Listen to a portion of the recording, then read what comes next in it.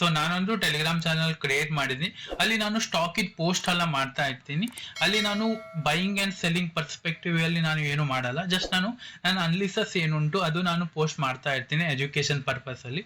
If in case ನೀವು join ಆಗ್ಬೇಕಂದ್ರೆ description box ಅಲ್ಲಿ ಲಿಂಕ್ ಉಂಟು, ಅಲ್ಲಿಂದ ನೀವು ಚೆಕ್ಔಟ್ ಮಾಡಬಹುದು. ಈ ವಿಡಿಯೋ ಕೊನೆ ತನಕ ನೋಡಿ. ಅದ್ರ ನಂತರ ನಂದು ಮೊನ್ನೆ ಒಂದು ಅಪ್ಲೋಡ್ ಮಾಡಿದ ವಿಡಿಯೋ ಉಂಟು, ಅದನ್ನ ನೀವು ಟಿಲ್ ಎಂಡ್ ತನಕ ನೋಡಿ. ಯಾಕಂದ್ರೆ ಅಲ್ಲಿ ನಾನು ಕ್ಲಿಯರ್ ಆಗಿ ಹೇಳಿದ್ದೀನಿ ನಮ್ಮ ಟ್ರೇಡ್ ಮೇಲೆ ಹೇಗೆ ಬಿಲೀವ್ ಮಾಡಬೇಕು, ಯಾಕೆ ಬಿಲೀವ್ ಮಾಡಬೇಕು, ಬಿಲೀವ್ ಮಾಡೋದ್ರಿಂದ ನಮ್ಗೆ ಏನ್ ಸಿಗ್ತದೆ ಲಾಂಗ್ ಟರ್ಮ್ ಅಲ್ಲಿ, ಅದೆಲ್ಲ ನಾನು ಕ್ಲಿಯರ್ ಆಗಿ ಹೇಳಿದ್ದೀನಿ. ಇಫ್ ಇನ್ ಕೇಸ್ ನಿಮ್ಮ ಹತ್ರ ಟೈಮ್ ಇದ್ರೆ ನೀವು ಆ ವಿಡಿಯೋ ಒಮ್ಮೆ ನೋಡಿ ಪ್ಲೀಸ್. ಫಸ್ಟ್ ಒಂದು ಬಂದು ಟಾಟಾ ಪವರ್. ಇದು ಪ್ರೀವಿಯಸ್ ಟೈಮ್ ಅಲ್ಲಿ ಒಂದೊಳ್ಳೆ ಬ್ರೇಕ್ಔಟ್ ಕೊಡ್ತು, ಬಟ್ ಅಲ್ಲಿಂದ ಬ್ರೇಕ್ಔಟ್ ಫೇಲಿಯರ್ ಆಗಿ ಮಾರ್ಕೆಟ್ ಡೌನ್ ಸೈಡ್ ಬಂತು. ಅಗೇನ್ ಅಲ್ಲಿಂದ ಬಯರ್ಸ್ ಪುಷ್ ಮಾಡಿದ್ರು ಮಾರ್ಕೆಟ್ ನ, ದಟ್ ಮೀನ್ಸ್ ಟಾಟಾ ಪವರ್ ನ ಅಪ್ ಸೈಡ್ ಹೋಗ್ಲಿಕ್ಕೆ. ಬಟ್ ಅಲ್ಲಿಂದ ಅಗೇನ್ ಸೆಲ್ಲರ್ಸ್ ಟ್ರೈ ಮಾಡಿದ್ರು, ಬಟ್ ಸೆಲ್ಲರ್ಸ್ ಕೂಡ ಆಗಿಲ್ಲ. ದಟ್ ಮೀನ್ಸ್ ಬಯರ್ಸ್ ಇಲ್ಲಿ ಲೋವರ್ ಹೈ ಫಾರ್ಮೇಶನ್ ಮಾಡಿ ಬಯರ್ಸ್ ಇಲ್ಲಿ ಹೋಲ್ಡ್ ಮಾಡ್ತಾ ಇದ್ದಾರೆ. ಸೊ ಇಫ್ ಇನ್ ಕೇಸ್ ಇಲ್ಲಿಂದ ಬ್ರೇಕ್ಔಟ್ ಕೊಡ್ತು ಇವತ್ತು, ನಾಳೆ ಫ್ಲಾಟ್ ಓಪನ್ ಆಗಿ ಡೇ ಹೈನ ಕ್ರಾಸ್ ಆದ್ರೆ 394 ನ ಕ್ರಾಸ್ ಆದ್ರೆ ಸ್ವಲ್ಪ ಸಸ್ಟೈನ್ ಆಗ್ಬೇಕು. ಅಲ್ಲಿ ಸಸ್ಟೈನ್ ಆಗಿ ಆ ಹೈನ ತೆಗೆದ್ರೆ ನಾವಿಲ್ಲಿ ಬೈಂಗ್ ನ ಪ್ಲಾನ್ ಮಾಡಬಹುದು. ನಮ್ದು ಸ್ಟಾಪ್ ಲಾಸ್ ಏನು ಉಂಟಲ್ಲ ಅದು 391 ಅಂತ ನಮ್ದು ಸ್ಟಾಪ್ ಲಾಸ್ ಪ್ಲೇಸ್ ಆಗ್ಬೇಕು. ನಮ್ದು ಫಸ್ಟ್ ಟಾರ್ಗೆಟ್ 398 ನಮ್ದು ಫಸ್ಟ್ ಟಾರ್ಗೆಟ್ ಇರುತ್ತೆ. ಇಫ್ ಇನ್ ಕೇಸ್ ಇದಕ್ಕಿಂತ ಅಪ್ಸೈಡ್ ಅಲ್ಲಿ ಹೋದ್ರೆ ನಮ್ದು ಸೆಕೆಂಡ್ ಟಾರ್ಗೆಟ್ 404 ಹತ್ರ ನಮ್ದು ಸೆಕೆಂಡ್ ಟಾರ್ಗೆಟ್ ಇರುತ್ತೆ. ಫಸ್ಟ್ ಟಾರ್ಗೆಟ್ ಇದನ್ನೇ ನೆನ್ಪಿಟ್ಕೊಳ್ಳಿ, ಸೆಕೆಂಡ್ ಟಾರ್ಗೆಟ್ ನಮ್ದು ಇದಾಗಿರುತ್ತೆ. ವಾಟ್ ಇಫ್ ನಾಳೆ ಗ್ಯಾಪ್ ಅಪ್ ಓಪನ್ ಆದ್ರೆ, ಗ್ಯಾಪ್ ಅಪ್ ಓಪನ್ ಆದ್ರೆ ಇಗ್ನೋರ್ ಮಾಡೋದು ಬೆಟರ್ ಅಂತ. ಯಾಕಂದ್ರೆ ಇವತ್ತು ಒಂದೊಳ್ಳೆ 3%, 3.5% ಮೊಮೆಂಟಮ್ ಕೊಟ್ಟಿದೆ. ಇಫ್ ಇನ್ ಕೇಸ್ ನಾಳೆ ಗ್ಯಾಪ್ ಅಪ್ ಓಪನ್ ಆದ್ರೆ ಈ ಬಯರ್ಸ್ಗಳ ಒಂದೊಳ್ಳೆ ಓವರ್ ನೈಟ್ ಪ್ರಾಫಿಟ್ ತೋರ್ತಾ ಇರುತ್ತೆ. ಅಲ್ಲಿಂದ ಮಾರ್ಕೆಟ್ ಪ್ರಾಫಿಟ್ ಬುಕಿಂಗ್ ಬಂದು ಸೈಡ್ ವೇಸ್ ಟು ವಾಲಟೈಲ್ ಇರುತ್ತೆ, ಮತ್ತೆ ಅಲ್ಲಿ ಮಲ್ಟಿಪಲ್ ಎಸ್ಎಲ್ ಹಿಟ್ ಆಗುತ್ತೆ. ಸೊ ಅಲ್ಲಿ ಟ್ರೇಡ್ ಮಾಡಿ ಅನ್ನೆಸೆಸರಿ ಲಾಸಸ್ ಆಗುತ್ತೆ. ಗ್ಯಾಪ್ ಡೌನ್ ಓಪನ್ ಆದ್ರೆ ಇಲ್ಲಿಂದ ಇನ್ಸೈಡ್ ಟಾಪ್ ಕ್ಯಾಂಡಲ್ ಆಗ್ಬೋದು, ಇಲ್ಲಾಂದ್ರೆ ಈ ಬಯರ್ಸ್ ನಾಳೆ ಟ್ರಾಪ್ ಆಗಿ ಇಲ್ಲಿಂದ ಸೆಲ್ಲಿಂಗ್ ಕೂಡ ಬರೋ ಚಾನ್ಸಸ್ ಇರ್ತಾರೆ. ದಟ್ ಮೀನ್ಸ್ ಇಲ್ಲಿಂದ ಬ್ರೇಕ್ಔಟ್ ತೋರ್ತು, ಅವಾಗ ತುಂಬಾ ಜನ ಬೈ ಮಾಡ್ತಾರೆ.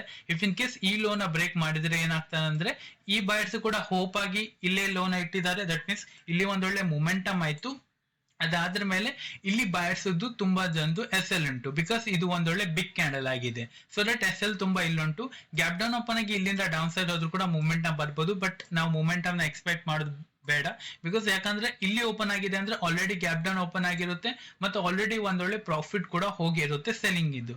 ಸೊ ಅಲ್ಲಿ ನಾವು ಪ್ಲಾನ್ ಮಾಡಿದ್ರೆ ಅನ್ನೆಸೆಸರಿ ಎಸ್ ಎಲ್ ಹಿಟ್ ಆಗ್ತದೆ, ಮತ್ತೆ ಅಲ್ಲಿ ಪ್ರಾಫಿಟ್ ಹತ್ರ ಬಂದು ಮತ್ತೆ ಅಲ್ಲಿಂದ ರಿವರ್ಸಲ್ ಆಗೋ ಚಾನ್ಸಸ್ ಕೂಡ ಇರ್ತದೆ. ಸೊ ಫ್ಲಾಟ್ ಓಪನ್ ಆಗಿ ಬ್ರೇಕ್ಔಟ್ ಕೊಟ್ಟರೆ ನಾವು ಇದು ಬೈಂಗ್ ನ ಪ್ಲಾನ್ ಮಾಡಬಹುದು. ಗ್ಯಾಪ್ ಅಪ್ ಇಲ್ಲ ಗ್ಯಾಪ್ ಡೌನ್ ಓಪನ್ ಆದ್ರೆ ನಾವು ಇದನ್ನ ಇಗ್ನೋರ್ ಮಾಡೋದು ಬೆಟರ್. ಫಸ್ಟ್ ಟಾರ್ಗೆಟ್ ನ ಹೇಳಿದಾಗೆ 398 ನ ನೀವು ಫಸ್ಟ್ ಟಾರ್ಗೆಟ್ ಇಟ್ರೆ ಐ ಥಿಂಕ್ ಬೆಟರ್ ಆಪ್ಷನ್ ಅಂತ. ಫೈನ್. ಸೊ ಸೆಕೆಂಡ್ ಒಂದು ಬಂದು ನ್ಯೂ ಜೆನ್ ಸಾಫ್ಟ್ವೇರ್. ಸೊ ಇದು ಕೂಡ ಒಂದೊಳ್ಳೆ ಮೂಮೆಂಟಮ್ ಮಾಡ್ತಾ ಉಂಟು. ನೀವು ಪ್ರೀವಿಯಸ್ ಟೈಮ್ ಅಲ್ಲಿ ನೋಡಬಹುದು, ಇಲ್ಲಿಂದ ಬ್ರೇಕ್ಔಟ್ ಆಯ್ತು, ಬ್ರೇಕ್ಔಟ್ ಫೇಲಿಯರ್ ಆಯ್ತು, ಮಾರ್ಕೆಟ್ ಲೋವರ್ ಲೋ ಫಾರ್ಮೇಶನ್ ಮಾಡಿ ಡೌನ್ ಸೈಡ್ ಅಲ್ಲಿ ಮೂವ್ ಆಯ್ತು. ಬಟ್ ಈಗ ಮಾರ್ಕೆಟ್ ಏನ್ ಮಾಡ್ತಾ ಉಂಟು, ಲೋವರ್ ಹೈ ಫಾರ್ಮೇಶನ್ ಮಾಡಿ ಇಲ್ಲಿ ಬಯರ್ಸ್ ಹೋಲ್ಡ್ ಮಾಡ್ತಾ ಇದ್ದಾರೆ. ಅಂಡ್ ಪ್ರೀವಿಯಸ್ ಲೆವೆಲ್ ಅಲ್ಲಿ ಅದೇ ಲೆವೆಲ್ ಅಲ್ಲಿ ತುಂಬಾ ಸಲ ಸೆಲ್ಲಿಂಗ್ ಕೂಡ ಬಂದಿದೆ, ಬಟ್ ಈಗ ಏನ್ ಮಾಡಿದೆ ಹೋಲ್ಡ್ ಮಾಡ್ತಾ ಉಂಟು. ಫೈನ್. ಇಫ್ ಇನ್ ಕೇಸ್ ಇದು ನಾಳೆ ಫ್ಲಾಟ್ ಓಪನ್ ಆದ್ರೆ, ದಟ್ ಮೀನ್ಸ್ ಇದು 855, 857 ಈ ರೇಂಜ್ ಅಲ್ಲಿ ಓಪನ್ ಆಗಿ ಡೇ ಹೈನ ದಟ್ ಮೀನ್ಸ್ 67, 66 ಇದನ್ನೆಲ್ಲ ಬ್ರೇಕ್ ಆದ್ರೆ ನಾವಿದು ಬೈಂಗ್ ನ ಪ್ಲಾನ್ ಮಾಡಬಹುದು. ಸ್ಟಾಪ್ ಲಾಸ್ ಸ್ವಲ್ಪ ದೊಡ್ಡದಾಗುತ್ತೆ, 858 ನಮ್ದು ಸ್ಟಾಪ್ ಲಾಸ್ ಆಗಿರುತ್ತೆ. ನಮ್ದು ಎಂಟ್ರಿ ಲೆವೆಲ್ 867, 866 ನಮ್ದು ಇದು ಎಂಟ್ರಿ ಲೆವೆಲ್ ಆಗಿರುತ್ತೆ. ಟಾರ್ಗೆಟ್ 1:2 ನಮ್ದು ಮಿನಿಮಮ್ ಇರುತ್ತೆ, ಬಿಕಾಸ್ ಇಲ್ಲಿಂದ ಒಂದೊಳ್ಳೆ ಮೂಮೆಂಟಮ್ ನಾವು ಎಕ್ಸ್ಪೆಕ್ಟ್ ಮಾಡಬಹುದು. ಯಾಕಂದ್ರೆ ನೀವು ಇಲ್ಲಿ ನೋಡಬಹುದು ಪ್ರೀವಿಯಸ್ ಟೈಮ್ ಅಲ್ಲಿ ಇದು ಮಲ್ಟಿಪಲ್ ಟೈಮ್ಸ್ ಇದು ರೆಸಿಸ್ಟೆನ್ಸ್ ನ ಹಿಟ್ ಮಾಡಿದ್ರೆ, ದಟ್ ಮೀನ್ಸ್ ಈ ರೆಸಿಸ್ಟೆನ್ಸ್ ಅಷ್ಟೊಂದು ವರ್ಕ್ ಆಗಲ್ಲ. ದಟ್ ಮೀನ್ಸ್ ಈ ರೆಸಿಸ್ಟೆನ್ಸ್ ಸ್ವಲ್ಪ ವೀಕ್ ಆಗಿದೆ ಅಂತ ಅರ್ಥ. ಸೊ ಇಲ್ಲಿಂದ ಮೂಮೆಂಟಮ್ ಫಾಸ್ಟ್ ಇರಬಹುದು. ಸೊ ದಟ್ 1:2 ನಾವು ಟಾರ್ಗೆಟ್ ನ ಎಕ್ಸ್ಪೆಕ್ಟ್ ಮಾಡಿದ್ರೆ ಒಂದೊಳ್ಳೆ ಮೂಮೆಂಟ್ ನಮಗೆ ಸಿಗಬಹುದು. If in case gap up open ಆದ್ರೆ, ಗ್ಯಾಪ್ ಅಪ್ ಓಪನ್ ಆಗಿದ್ರೆ ಇಗ್ನೋರ್ ಮಾಡಿ, ಯಾಕಂದ್ರೆ ಇಲ್ಲಿಂದ ಆಲ್ರೆಡಿ ಪ್ರಾಫಿಟ್ ಹೋಗಿರುತ್ತೆ. ಅಂಡ್ ಈ ಸೆಲರ್ಸ್ ಕೂಡ ಟ್ರ್ಯಾಪ್ ಆಗ್ತಾರೆ ನಾಳೆ, ಬಿಕಾಸ್ ಇಲ್ಲಿ ಅವರಿಗೆ ಓವರ್ ನೈಟ್ ಲಾಸಸ್ ತೋರ್ತಾ ಇರ್ತಾರೆ. ಸೊ ಅವ್ರು ಕನ್ಫ್ಯೂಸ್ ಆಗ್ತಾರೆ, ಏನು ಇಲ್ಲಿಂದ ಸೆಲ್ಲಿಂಗ್ ಬರ್ಬೋದಾ, ಮಾರ್ಕೆಟ್ 900 ನ ರೌಂಡ್ ಲೆವೆಲ್ ನ ರೆಸಿಸ್ಟೆನ್ಸ್ ತಗೊಂಡು ಸೆಲ್ಲಿಂಗ್ ಬರ್ಬೋದಾ ಅಥವಾ ನಾವು ಹೋಲ್ಡ್ ಮಾಡ್ಲಾ, ಇದೊಂದು ಸ್ವಲ್ಪ ಕನ್ಫ್ಯೂಸ್ ಆಗ್ತಾರೆ. ಸೊ ವೇಟ್ ಮಾಡೋ. ಗ್ಯಾಪ್ ಅಪ್ ಓಪನ್ ಆದ್ರೆ ನನ್ನ ಪ್ರಕಾರ ಇದೇ ರೇಂಜ್ ಅಲ್ಲಿ ಇರ್ಬೋದು ಈ week. If in case flat open ಆಗಿ ಬ್ರೇಕ್ಔಟ್ ಆದ್ರೆ ನಾವು ಇಲ್ಲಿಂದ ಪ್ಲಾನ್ ಮಾಡಬಹುದು. ಗ್ಯಾಪ್ ಡೌನ್ ಓಪನ್ ಆದ್ರೆ ದಟ್ ಮೀನ್ಸ್ 820 ಅಥವಾ ಡೇ ಲೋಕ್ಕಿಂತ ಕೆಳಗೆ 844 ಇದಕ್ಕಿಂತ ಡೌನ್ ಸೈಡ್ ಅಲ್ಲಿ ಓಪನ್ ಆದ್ರೆ ನಾವ್ ಇದನ್ನ ಇಗ್ನೋರ್ ಮಾಡೋದು ಬೆಟರ್ ಅಂತ. ಬಿಕಾಸ್ ಮಾರ್ಕೆಟ್ ಇದು ರೇಂಜ್ ಕೂಡ ಮಾಡಬಹುದು. ಅಂಡ್ ಇಲ್ಲಿ ಡೌನ್ ಸೈಡ್ ಅಲ್ಲಿ ಒಂದೊಳ್ಳೆ ಟ್ರೆಂಡ್ ಲೈನ್ ಕೂಡ ಹೋಗ್ತಾ ಉಂಟು.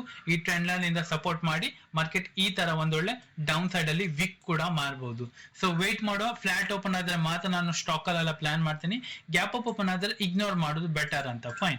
ಗ್ಯಾಪ್ ಅಪ್ ಓಪನ್ ಆದ್ರೆ ಏನು ಮೊಮೆಂಟಮ್ ಸಿಗಲ್ಲ. ಬಿಕಾಸ್ ಮೊಮೆಂಟಮ್ ಸಿಗ್ಬೇಕಂದ್ರೆ ಫ್ಲಾಟ್ ಓಪನ್ ಆದ್ರೆ ನಮ್ ಕೈಲಿ ಸಿಗುತ್ತೆ. ಇಫ್ ಇನ್ ಕೇಸ್ ಮಾರ್ಕೆಟ್ ಅದೇ ಗ್ಯಾಪ್ ಅಪ್ ಓಪನ್ ಆದ್ರೆ ಆಲ್ರೆಡಿ ಪ್ರಾಫಿಟ್ ಹೋಗಿರುತ್ತೆ. ಮತ್ತೆ ನಾವು ಅಲ್ಲಿ ಪ್ಲಾನ್ ಮಾಡುದು ಅನ್ನೆಸೆಸರಿ ಸ್ಟಾಪ್ ಲಾಸ್ ಕೊಡ್ಲಿಕ್ಕೆ. ಫೈನ್. ಸೊ ಈಗ ಲಾಸ್ಟ್ ನೋಡ್ತಾ ಲೀಸ್ಟ್ ನೋಡ್ಲಿಕ್ಕೆ ಹೋದ್ರೆ ನ್ಯಾಷನಲ್ ಅಲ್ಯೂಮಿನಿಯಂ ಇದು ಕೂಡ ಒಂದೊಳ್ಳೆ ಮೊಮೆಂಟಮ್ ಮಾಡಬಹುದು. ನೀವು ಇಲ್ಲಿ ಪ್ರೀವಿಯಸ್ ಟೈಮ್ ಅಲ್ಲಿ ನೋಡಬಹುದು ಒಂದೊಳ್ಳೆ ಬ್ರೇಕ್ಔಟ್ ಕೊಡ್ತು. ಅದರ ನಂತರ ಸೆಲ್ಲಿಂಗ್ ಕೂಡ ಬಂತು. ಅದೇ ಫಾಸ್ಟ್ ಅಲ್ಲಿ ಬೈಯಿಂಗ್ ಕೂಡ ಹೋಯ್ತು. ಬಟ್ ಸೇಮ್ ಲೆವೆಲ್ ಇಂದ ಸೆಲ್ಲಿಂಗು ಬಂದಿಲ್ಲ. ದಟ್ ಮೀನ್ಸ್ ವೀಕ್ ಆಗಿದೆ ಅಂತ. ಬಟ್ ಬೈಯಿಂಗು ಸೇಮ್ ಬರ್ತಾ ಉಂಟು. ದಟ್ ಮೀನ್ಸ್ ಬಯರ್ಸ್ ಇಲ್ಲಿ ಸ್ಟ್ರಾಂಗ್ ಇದ್ದಾರೆ ಅಂತ ಕ್ಲಿಯರ್ ಆಗ್ತಾ ಉಂಟು. ಅಂಡ್ ಇಲ್ಲಿ ಲೋವರ್ ಹೈ ಫಾರ್ಮೇಶನ್ ಮಾಡ್ತಾ ಉಂಟು. ಅಂಡ್ ಇಲ್ಲಿ ಕನೆಕ್ಟಿವ್ ಟ್ರೆಂಡ್ ಲೈನ್ ಕೂಡ ಉಂಟು. ಸೊ ವೇಟ್ ಮಾಡುವ.